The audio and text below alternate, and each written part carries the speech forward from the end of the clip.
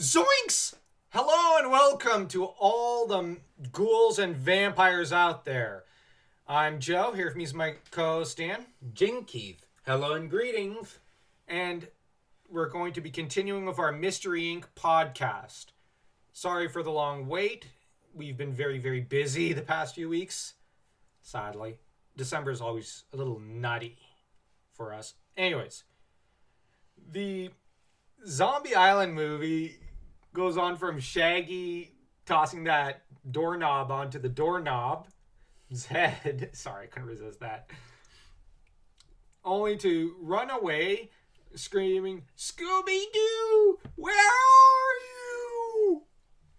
At which point the music kicks up and Shaggy, of course, slows down only with the rug, doing that cartoon effect with it, where he's not rolling it up, but like pulling it along before continuing further, slamming into Scooby-Doo, and with a bowling ball into a rolling pin, not a rolling pin, but like Strike. a strike noise. It's just so freaking hilarious.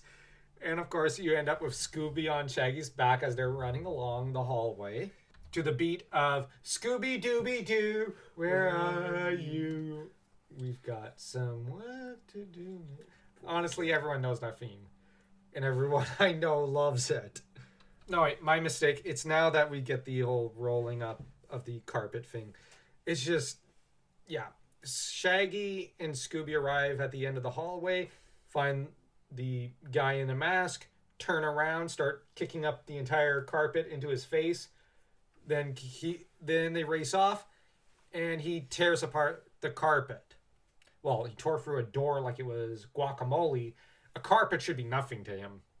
And interestingly, Shaggy's now on Scooby, who's carrying him away, with this being the part when it says, "We need some work from you now," which I'm actually going to say, I'm pretty sure that was actually purposeful. Because technically, Scooby is saving Shaggy here. Yeah. Because Shaggy did need help from him there. And, thematically, I think we do need to consider that. I know it's a joke and it's a funny moment, but let's actually be serious here. And It's very Hanna-Barbera. Yeah, but they're timing the music with the joke there quite well.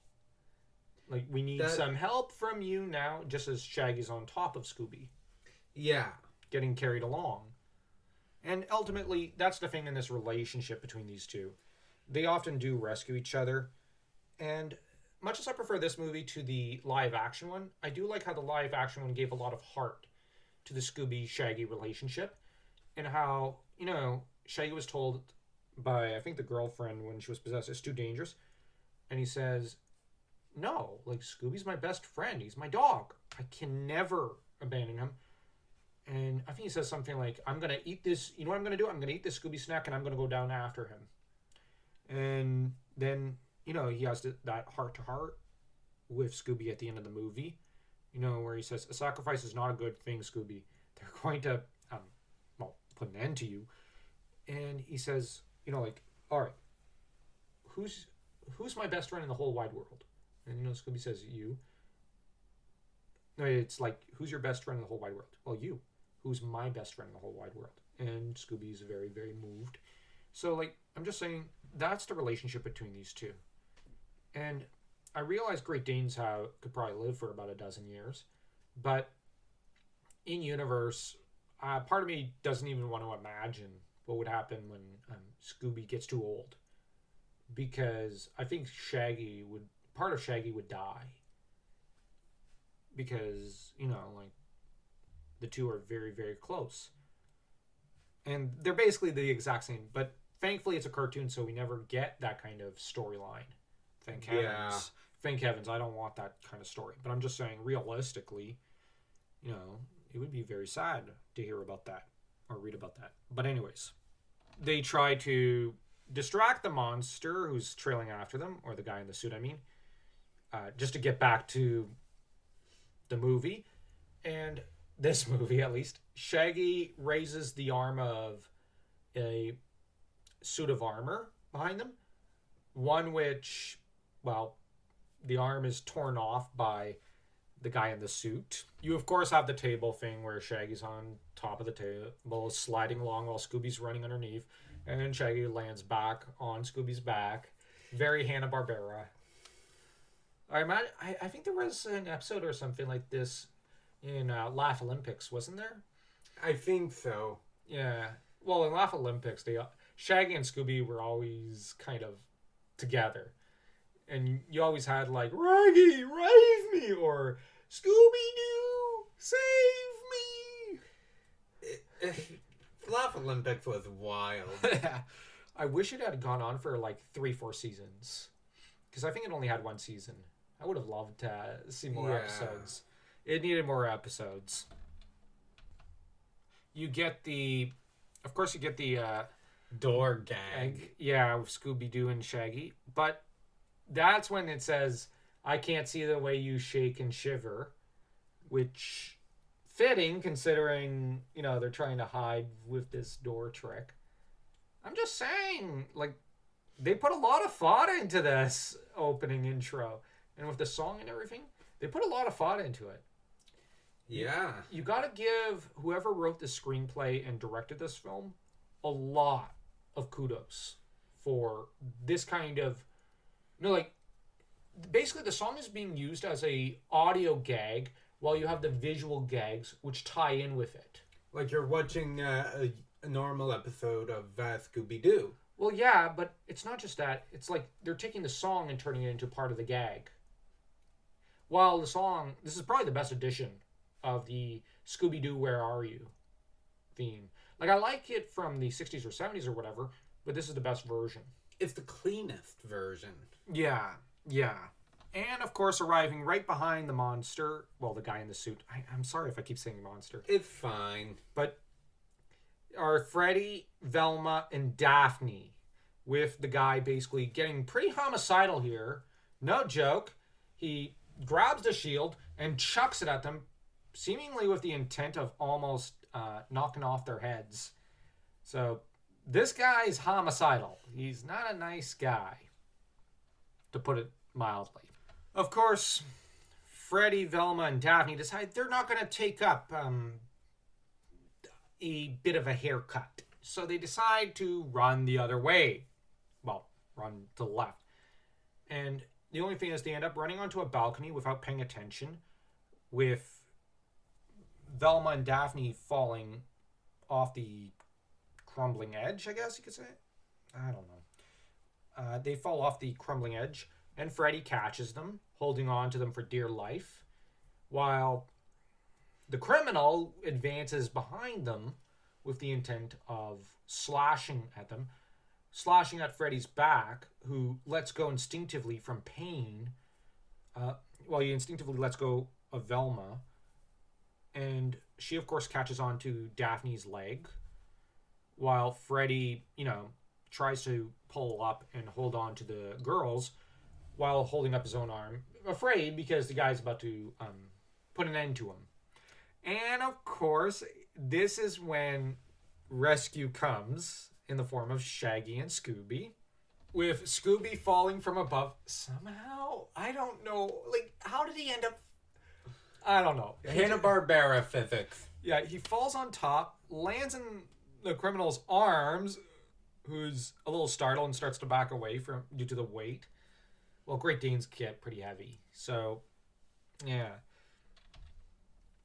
But then, he drops Scooby on the railing, and Scooby slides down, cartoon style.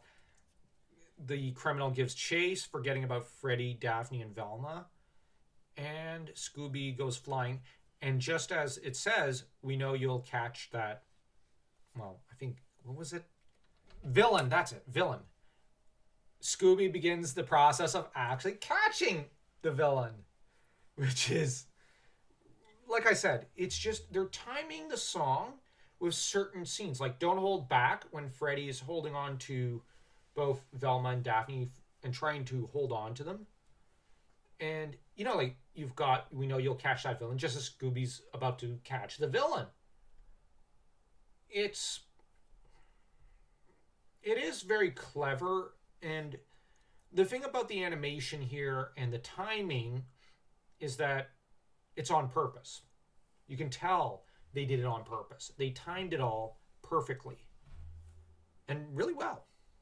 But as to how Scooby does it, well, he's on a chandelier, because he went flying onto the chandelier, lands from that onto a clock, which he knocks over, and it knocks over a series of suits of armor.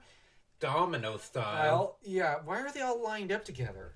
And then one of them clunks. They all pretty much crash onto the criminal, the villain. It is so funny. And so, like, what? How does this even work? It defies logic. But that's Hanna-Barbera. Most of their cartoons defied logic. As to the reveal, we'll leave that for next time, as this mystery should be solved next time. What can we say? This is classic Scooby-Doo. But this movie really isn't entirely classic Scooby-Doo in a lot of ways. It is, but it isn't. It's a love letter. Yeah, it's a love letter. It's nostalgic. And there's, at least when I watch it, there's a hint of melancholy. As though an era is ending, but there's hope. Like, that there's a new era beginning. Like I said before, I always watch this movie and think that it's at the end of the timeline, to an extent of Scooby-Doo, and the characters are getting ready to settle down, stop adventuring, and just start properly building a life. Because Daphne's got her journalist career ahead of her, or her reporting or whatever, or her independent media, whatever it is. Freddy's her producer, but you've got Velma, who's gotten herself a beau, and you've, see what I did there? And you've got Scooby and Shaggy, who are probably going to settle in probably next door or something to Velma. So, yeah, more on that later when we actually reach the end of this movie. But for now, this is just one of the best beginnings for a cartoon movie, just because Shaggy and Scooby just going wild, doing Scooby-Doo stuff. So, Jeepers, it's time to end this video. So don't forget to smash that like and that subscribe button. And Ruby Dooby Doo!